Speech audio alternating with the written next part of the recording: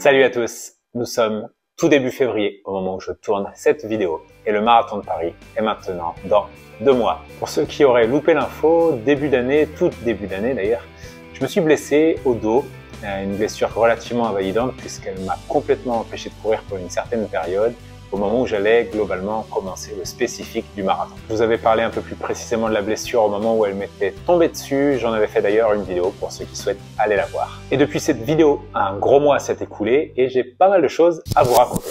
À l'époque où je vous parlais de cette blessure qui commençait, je n'avais pas de diagnostic à poser. Donc le premier objectif pour avancer, c'était déjà de mettre un mot sur mon problème. L'idée en posant le diagnostic, c'était surtout de me projeter sur la durée de mon arrêt à venir. Alors, vous le savez forcément de votre côté également, et même moi qui suis dans l'univers du médical, il est très difficile d'obtenir des examens médicaux rapidement. Alors, j'ai attendu que les symptômes réduisent un petit peu pour essayer d'y voir plus clair. Globalement, il m'a fallu une dizaine de jours pour commencer à remarcher normalement sans boiter, et de là, j'ai pu faire un bilan précis. 2 pathologies étaient possibles. La première, la pire, le moins bon scénario, la fracture de fatigue du sacrum. Alors là, pour faire simple, c'est 3 mois sans courir minimum, une demi-saison de foutu. Bref, le scénario que je voulais éviter. Le deuxième scénario possible, un problème d'origine lombaire basse, plutôt d'origine discale, avec théoriquement une reprise de la course à pied relativement rapide en fonction des symptômes douloureux. Et ça, même si sur le papier, c'est pas non plus une pathologie idéale, au moins c'était le scénario qui me permettait de retourner m'entraîner au plus vite. La chance que j'ai eue, c'est que j'ai un collègue kiné certifié McKenzie qui a pris le temps de me passer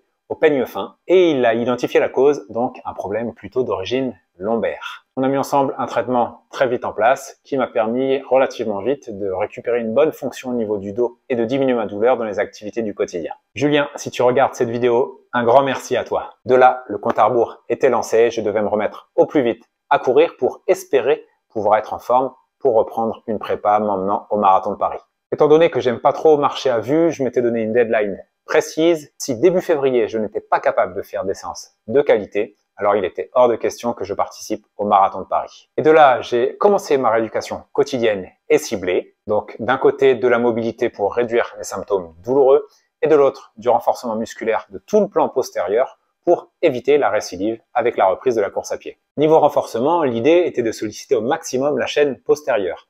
Donc par chaîne postérieure, j'entends les muscles lombaires, les fessiers et les ischio-jambiers. Pour la partie lombaire, rien de plus facile, du gainage statique et à la fois dynamique. Pour les fessiers, vous connaissez cet exercice, des squats et de l'autre côté, des fentes. Mais pour les ischio-jambiers, muscles à l'arrière de la cuisse, il est très difficile, sans matériel, voire même impossible, de faire du spécifique. Alors, je pouvais toujours m'entraîner avec le matériel du cabinet où je travaille, mais ça, c'était impossible de le faire tous les jours puisque je n'y suis pas tous les jours, tout simplement. Donc, il fallait que je trouve un moyen spécifique pour renforcer mes ischio-jambiers, puisque c'est un groupe musculaire essentiel au bon fonctionnement de la région lombaire et sacrée. Alors, je me suis équipé d'un matériel tout simple mais super pratique pour le faire chez moi. Avec ce matériel, je peux réaliser ce qu'on appelle le Nordic Hamstring ou le Nordic Curl sans matériel nécessaire à part celui que je viens de vous montrer. Donc finalement, ça me permet de faire un exercice de salle de sport chez moi. Ce qui est marrant, c'est que je l'ai découvert un petit peu par hasard sur Instagram. C'est un matériel qui équipe notamment les cabinets de kiné. Voilà pourquoi. Facilité d'installation, bonne qualité, pratique. Et c'est pour ça d'ailleurs que je me le suis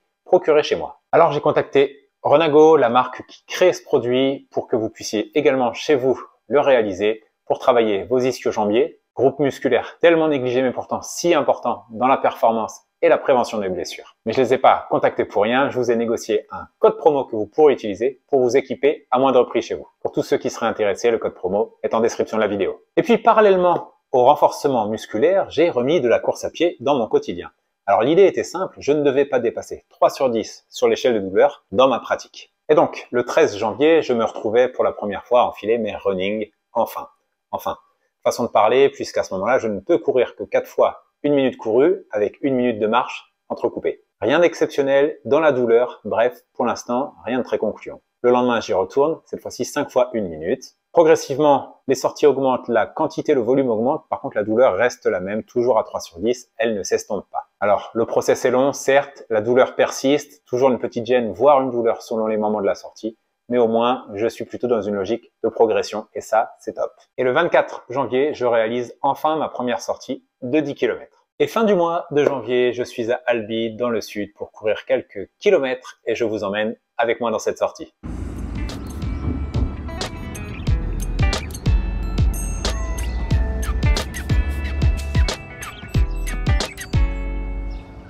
On est dans le sud, fin janvier, très sympa d'être ici. Je suis près d'Albi, ça va me permettre de courir avec une température printanière et ça c'est super cool. Je fais suite à un week-end entre amis, je rentre tout à l'heure, je prends les transports pour rentrer en Haute-Savoie.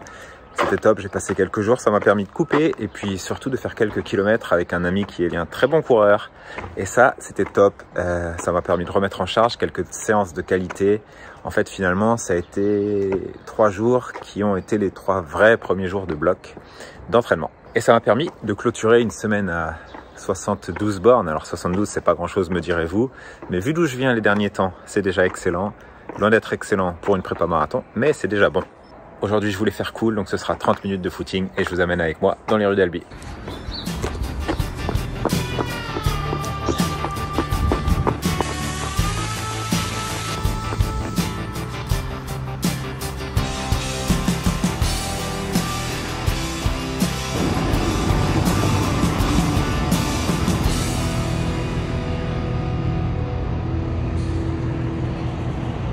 Et voilà, 30 minutes tranquille aujourd'hui, dans une température printanière, c'est super agréable, un petit run urbain dans Albi. Très jolie ville pour ceux qui connaissent, c'est vraiment sympa avec la cathédrale. Niveau sensation, eh bien, globalement c'est un peu comme les dernières sorties. Je peux courir relativement vite si je veux. Enfin du moins c'est pas ma jambe qui m'empêche, peut-être la forme encore, mais j'ai toujours une sensation désagréable dans la fesse et qui devient douloureuse au bout de 45 minutes. Donc pas le choix, je continuerai parallèlement à la reprise des intensités et du volume à faire mon renforcement, ma rééduque comme je vous l'ai montré. Et puis l'idée c'est que, étant donné que j'ai fait une semaine à 70 la semaine dernière, eh bien on va essayer de monter un peu en charge, peut-être passer à 80 cette semaine. Encore une fois, si la blessure me le permet, on verra ce que ça donne. Disons que il me reste exactement 9 semaines de charge avant Paris, avant le marathon. C'est peu, clairement peu. Alors il y a 2 options, où j'ai une stratégie un peu agressive et j'essaye de respecter un plan d'entraînement et puis ça met un peu la blessure sous tension, ou le cas contraire, je la joue cool et j'accepte d'avoir une forme moins bonne et puis potentiellement d'être un peu en deçà des objectifs. Je ne sais pas ce que je vais faire, je vais continuer à monter et puis je pense que c'est la réalité des entraînements qui me guidera. D'ici là, je vais rentrer en Haute-Savoie. J'espère que la météo sera aussi bonne. Voilà, les semaines passent. Nous sommes maintenant début février. Le volume augmente, les séances de qualité reviennent. J'ai réalisé cette semaine 90 km.